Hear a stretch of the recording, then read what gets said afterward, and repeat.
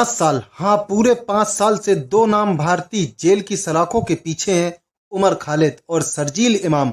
ना कोई ट्रायल हुआ, ना कोई सजा तय हुई, लेकिन जेल की सलाखें अब तक इनका घर बनी हुई हैं। सवाल उठता है, क्या ये सच में 2020 दिल्ली दंगों के मास्टरमाइंड हैं, या फिर ये सिर्फ अपनी आवाज बुलंद करने की कीमत चुका रहे हैं। फरवरी 2020, राजधानी दिल्ली सड़कों पर गुस्सा उबाल पर था। सीएए और एनआरसी के खिलाफ विरोध प्रदर्शन जोर पकड़ चुके थे। जगह जगह धरने, नारेबाजी और सड़कों पर बैठे लोग। लेकिन देखते ही देखते ये विरोध हिंसा में बदल गया। उत्तर पूर्वी दिल्ली में आग लग गई, 53 लोगों की मौत हुई, 700 से ज्यादा घायल हुए, सैकड़ों घर और दुकानें जलकर राख हो गईं। इसी बेकाबू आग में फंसे दो नाम, उमर खालिद और शर्जील इमाम।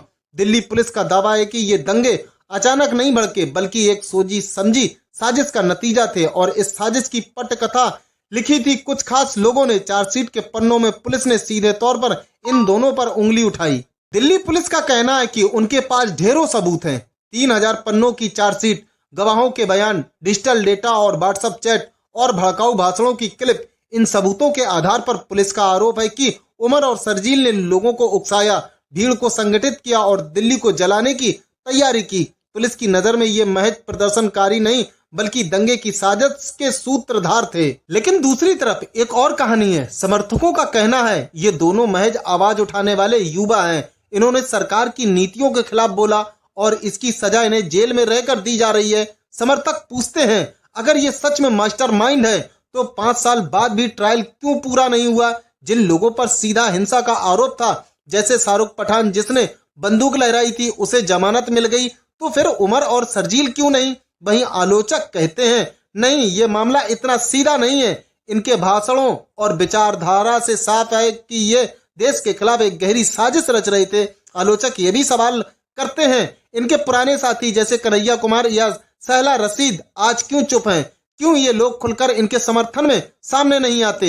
इस पूरे मामले ने कई अहम सवाल खड़े किए हैं। क्या व्हाट्सएप चैट और भाषणों को आधार बनाकर यूएपीए जैसी सख्त धारा लगाना सही है? जब तक कोर्ट में ट्रायल पूरा नहीं होता, क्या किसी को इतने साल जेल में रखना न्याय कहा जा सकता है? क्या ये केस कानून का है या राजनीति का? यूएपीए इतना सख्त कानून है कि एक बार केस लग जाए तो जमानत पाना लगभग नामुमकिन हो जाता है। यानी बिना ट्रायल के भी आरोपी सालों तक जेल में रह सकता है। यही वजह है कि आलोचक इसे जेल ही सजा वाला कानून कहते हैं। आज 5 साल बीत चुके हैं, ना ट्रायल पूरा हुआ, ना सजा तय हुई, लेकिन सलाखों के पीछे बंद जिंदगियां और बाहर उठते सवाल। क्या उमर खालिद और शर्जील इमाम वाकई दोषी हैं, या वे सिर्फ उस आवाज का नाम है जिसे सत्ता सुनना नहीं चाहती? कानून की किताब कहती है, हर आरोपी तब तक निर्दोष है जब तक उसका अपराध साबित ना हो। लेकिन हकीकत यह है कि 5 सालों से ये दोनों जेल में हैं। तो क्या ये न्याय का रास्ता है या सियासत का खेल? समय बीत रहा है, लोग भूलते जा रहे हैं, लेकिन ये केस केवल 2 व्यक्तियों की कहानी नहीं है, बल्कि ये भारत की न्याय व्यवस्था, लोकतंत्र और नागरिक अधिकारों की सबसे बड़ी कसौटी भी है। सवाल वही है, क्या बिना ट्रायल के सलाखों के पीछे सालों गुजारना न्याय है, या फिर ये सिर्फ सजा जो अदालत ने नहीं बल्कि हालात और राजनीति ने तय की है?